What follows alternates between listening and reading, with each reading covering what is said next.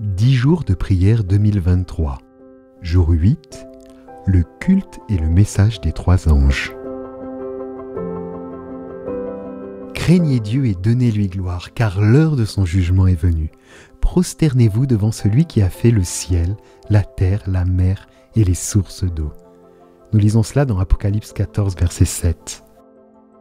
En tant qu'adventistes du 7e jour, nous sommes appelés à proclamer un message pour la fin des temps d'une telle importance que rien d'autre ne devrait détourner notre attention.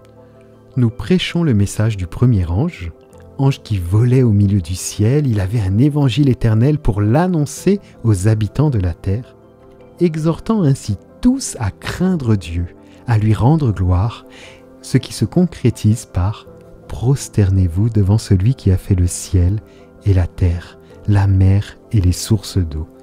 Ces versets nous rappellent que l'humanité est d'origine divine et non évolutionniste. Nous connaissons l'évangile éternel, c'est-à-dire à la fois intemporel, essentiel et éternel, nécessaire et sans fin. Nous partageons également le message du deuxième ange contenu dans Apocalypse 14, verset 8. Babylone est tombée.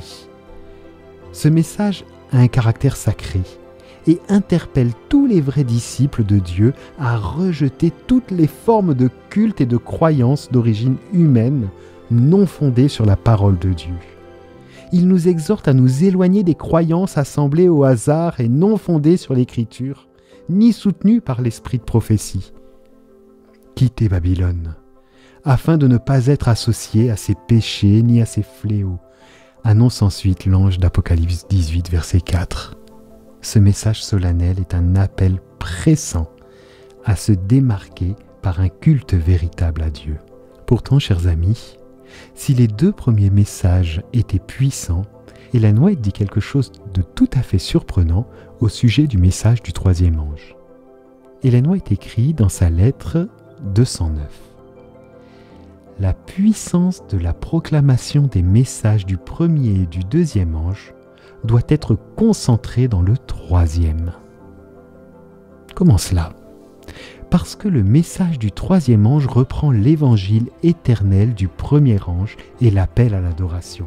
Il englobe l'appel du 2e ange à se séparer des faux cultes. Mais la proclamation de ce 3e message est différente des 2 premiers en ce qu'elle délivre un avertissement redoutable.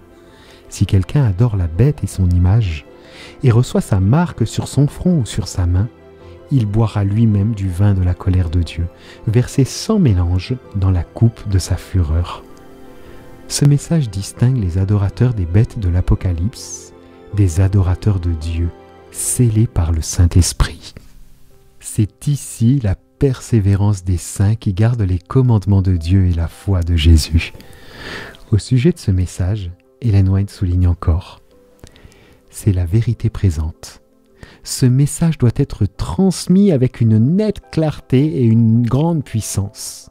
Il ne doit pas être obscurci par des théories et des sophismes humains. Nous lisons cela dans sa lettre 20, en priant aujourd'hui. Demandons à Dieu de donner à notre culte la puissance nécessaire pour que nous puissions proclamer avec force son message de fin des temps à un monde en perdition.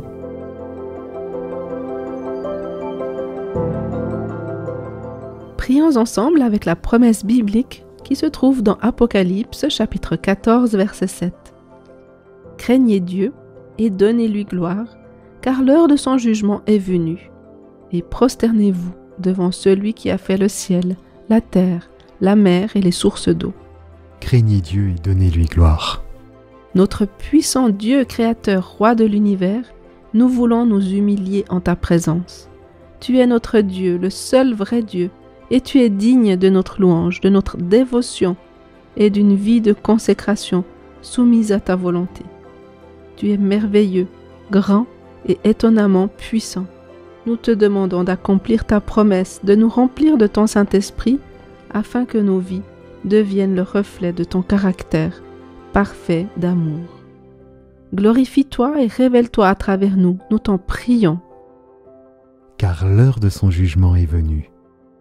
Ô Jésus, la parole prophétique du livre de Daniel et de l'Apocalypse est claire. Nous vivons à l'heure du jugement de l'histoire de la terre. Permets-nous d'avoir confiance dans la plénitude de ta justice suffisante pour qu'elle soit mienne par la foi. Merci de nous donner l'assurance du salut alors que nous faisons face au jugement. Aide-nous, par ta grâce, à vivre une vie de service, utile et axée sur la mission, en t'honorant dans tout ce que nous faisons. Et prosternez-vous devant celui qui a fait le ciel et la terre.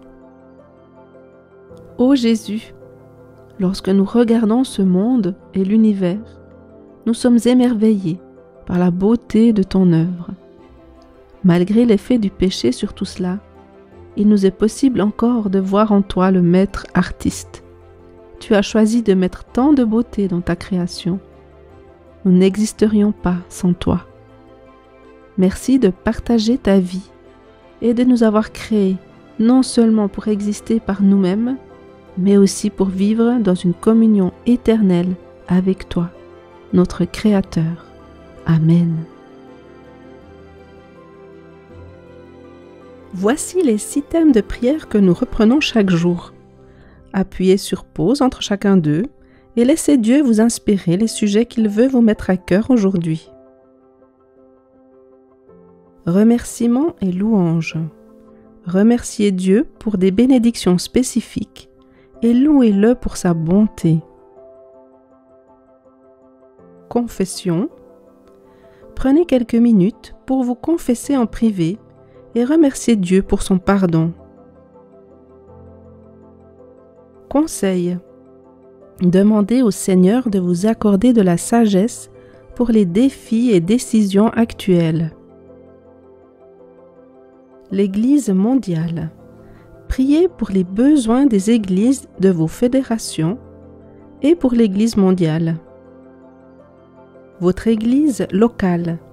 Priez pour les besoins actuels des membres de l'Église, de la famille et des voisins. Et pour terminer, écoute et réponse.